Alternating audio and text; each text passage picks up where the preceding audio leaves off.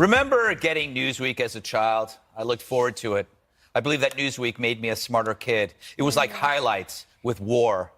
Now the magazine just makes you dumber. Once a noted publication, it's now a thinly pressed carcass of mind vomit.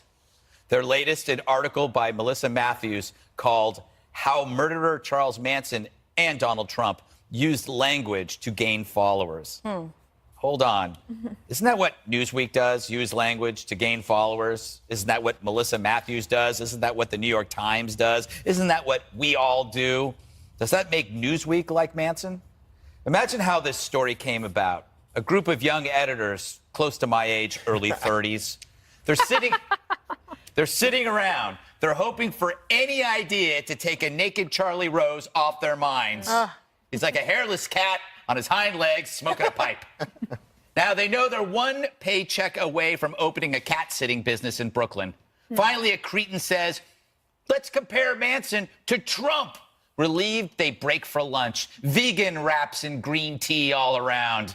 Good for them, I say. If you want people to click on your free webzine, which is what Newsweek is, saying Trump is Manson beats all comers. Although in the article, even they admit that Trump really isn't Manson. They didn't buy it either. And they didn't expect you to buy that either, too. That's why it's free. So Newsweek is now like the saddest sideshow attraction. The sign reads, see the caterpillar man, and it's just a junkie in a sleeping bag. Fact is, even they know they're peddling tripe. But an editor's got to eat. They don't have the words, but they do have Manson. So weird. It is weird, Dana. Jump in on this, because please. it's more. I loved Newsweek too growing up, and this sounds more like a PhD dissertation. Yes. Than an actual news article, right? And thank you. You can thank me when you get your PhD that I gave you that idea. But they say that they didn't have specifics on what Manson may have told followers, but argued it was probably similar to the rhetoric that other cult leaders have used, or maybe it's actually just what people use to try to get them to follow them. Like President Obama appealed to people's emotions. Are you comparing Obama to Manson, Dana? Yes, I am. Oh, my God. How's that, America? It was only a matter of time. It's contagious. Stole my thunder. I had it written right here. Yes. But it's true, Jesse. You can apply this to anybody, any leader, any TV personality like myself.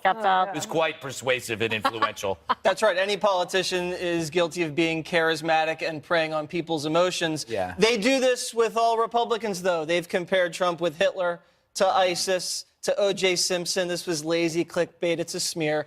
You go to your editor and you say, I have a Republican, and we're going to link him to something evil. And the editor says, all right, give me 3 paragraphs. Done deal. You could do it with Hillary.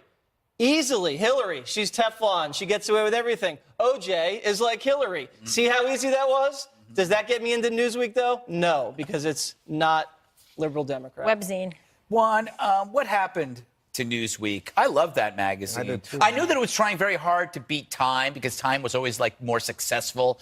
But I always liked the little brother. True. That Newsweek was always the little brother to Time. underdog. And then there was the creepy U.S. News and World Report that you didn't know what it was. It was like the real boring version of. It was like the boring third brother. It was Jan Brady. Terrible graphics. It's Jan Brady. Greg Brady was Time, and Peter was Newsweek. Explain my thoughts. Wow. Well, you could just have like best colleges in the universe, right? Yes. And that's become U.S. Yes. News. That was good. But Newsweek, I don't know what's going on there. But I will say this. I mean, you guys just basically break it down as partisan attack on President Trump. And actually, I thought it's interesting. Here they are saying charismatic language. And Trump's use of language, by the way, is interesting. He speaks in very emotive terms. He uses very simple words.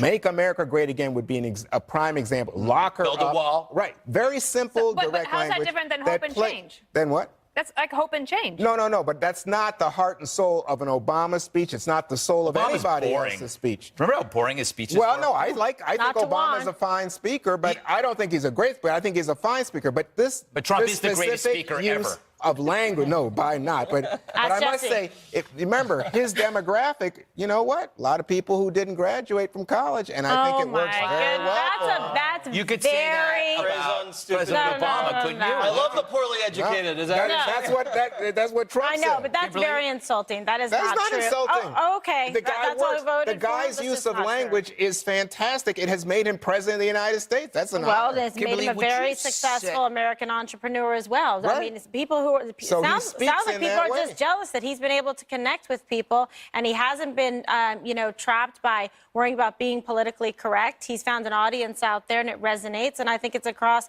multiple demographics. Well, so that's what the article said, Kimberly, is that he's charismatic, but he gets people to accept an ideology regardless of whether, and here I'm quoting, destructive or dangerous. That's Okay, all well, it said. that's that article's opinion That's and what I not said. scientific That's fact. that's what we're and saying. the point is, the man won the election because he was able to connect with all people, not just people that actually felt that they were left behind, that no one was listening to them, that no one was speaking to them, that no one cared if they had food on the table or money in their wallet or they could put gas in their car or they were coal mine workers that were getting put out of work. So they said, well, this guy's listening to me, so I'm going to pay attention to him. Who and give won him the a chance. popular vote?